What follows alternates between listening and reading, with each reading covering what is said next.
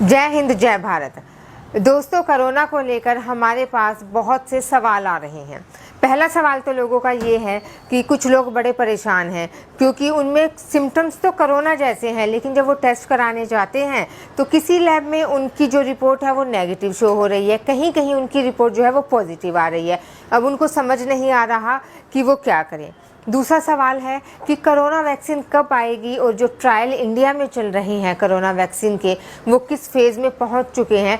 सबसे ज़्यादा सवाल आ रहे हैं कि जो PGIMS रोहतक कोवैक्सीन के ट्रायल शुरू कर चुका है, ये किस फेज़ में पहुंच चुके हैं। अब इन सभी सवालों के जो जवाब है वो जानने के लिए हम लोग पहुँचे university of health sciences PGIMS Rohtak के vice chancellor doctor OP Kalra ji के पास। आप खुद सुनिए कि उन्होंने इस बारे में क्या कहा। नमस्कार सर। नमस्कार। सबसे पहले तो आपसे हम ये जानना चाहेंगे कि पूरे देश भर में जो है, हमारे देश में कोरोना वैक्सीन के जो है ट्रायल शुरू हो चुके हैं। अगर हम विदेशों की बात कर रहे हैं तो वहाँ पर भी कोरोना वैक्सीन बनाने के जो ट्रायल शुरू हो चुके हैं। हरियाणा की अगर हम बात करें अपने भारत में, तो PGIMS में भी कोवैक्सीन के ट्रायल शुरू हो चुके हैं। सबसे पहले तो ये बताइए कि ट्रायल कहाँ पहुँच गए हैं, और ऐसा तो नहीं होगा कि जैसे सब जगह कोरोना वायरस की जो वैक्सीन है बन रही है कि एक ही दम सभी लोगों, सभी देशों की वैक्सीन इकट्ठी बन के बाजार में आ जाएगी। देखिए, पूरे देश में और पूरे विश्व के अंदर बहुत जगह कोरोना वैक्सीन के लिए ट्रायल्स चल रहे हैं और ये ट्रायल अलग अलग फेजेस में हैं। करीब 150 से ज़्यादा ट्रायल्स चल रहे हैं, लेकिन इसमें ज़्यादातर ट्रायल जो हैं फेज़ 1 के अंदर या उससे प्री क्लिनिकल स्टेजेस में हैं। करीब 25-26 ट्रायल ऐसे हैं जो क्लिनिकल फेज़ में हैं और इसमें कुछ फेज़ 1 में हैं, कुछ फेज़ 2 में, कुछ फेज़ 3 में भी पहुंच गए हैं। तो इंडिया में जो ट्रायल हो रहे हैं मेनली 3 वैक्सीन्स पे हो रहे हैं और इसमें PGIMS के अंदर जो किया जा रहा है वो कोवैक्सीन के अंदर जो भारत बायोटेक के देख रेख में ट्रायल किया जा रहा है वो यहाँ पर चल रहा है। सर, जब बात करते हैं हम लोगों की, अब जब देखते हैं तो लोग ना इतने ज़्यादा सीरियस नहीं है कोरोना वायरस को लेकर। उनको लगता है एक सिंपल सी भाई खांसी जुकाम वाली बीमारी है, ये मास्क नहीं लगाते हैं, इतना उतनी ज़्यादा सीरियसनेस दिखाई नहीं देती है। और कुछ लोगों का ये भी कहना है कि भाई एक बार जब हम टेस्ट करवाते हैं तो हमारा पॉजिटिव निकलता है, दूसरी बार करवाते हैं तो नेगेटिव लगता है।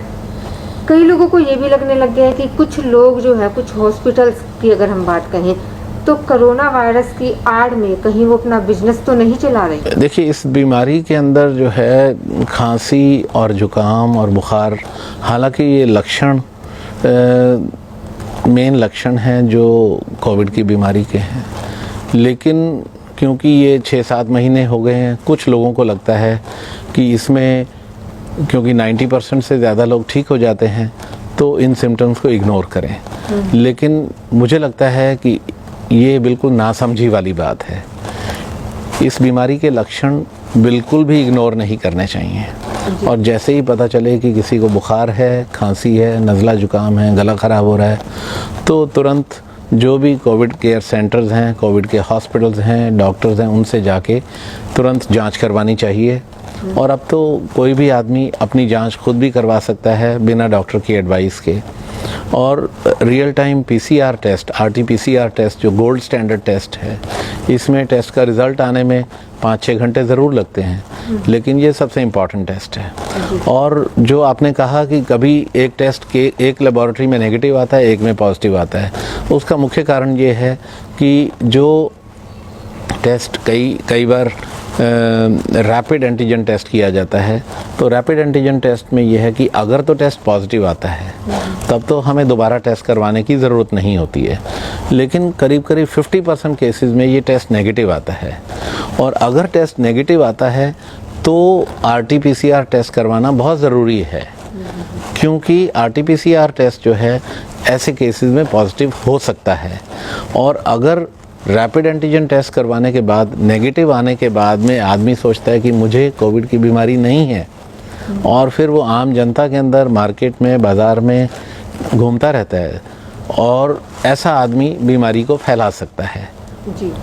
इसीलिए ये टेस्ट करवाना ज़रूरी है जी।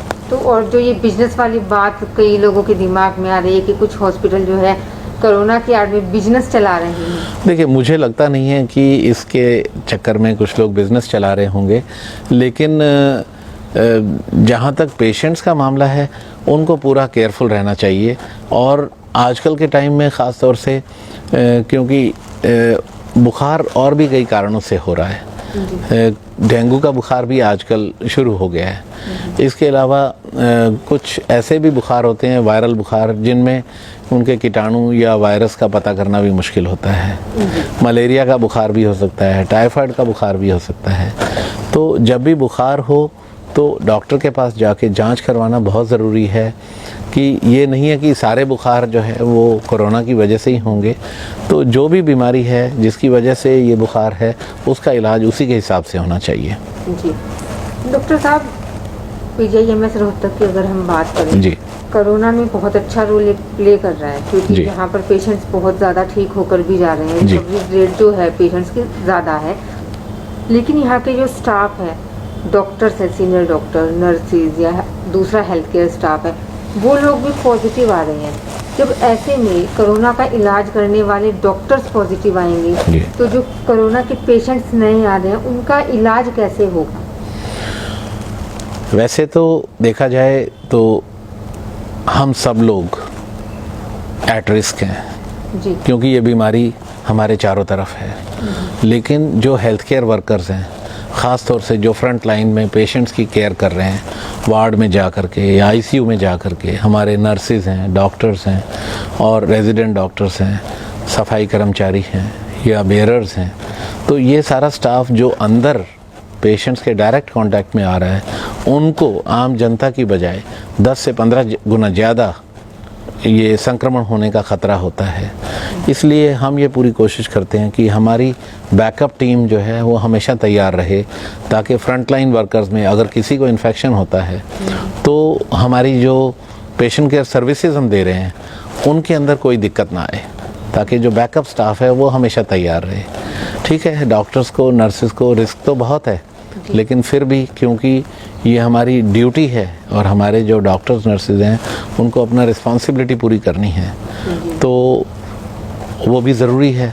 आफ्टर ऑल पेशेंट्स की केयर तो करनी है, तो अपने आप को जितना हो सके बचाना चाहिए, वो भी बहुत ज़रूरी है, लेकिन उसके साथ साथ ड्यूटीज़ करना भी ज़रूरी है। हमसे बातचीत के लिए आपका बहुत बहुत शुक्रिया। धन्यवाद। धन्यवाद।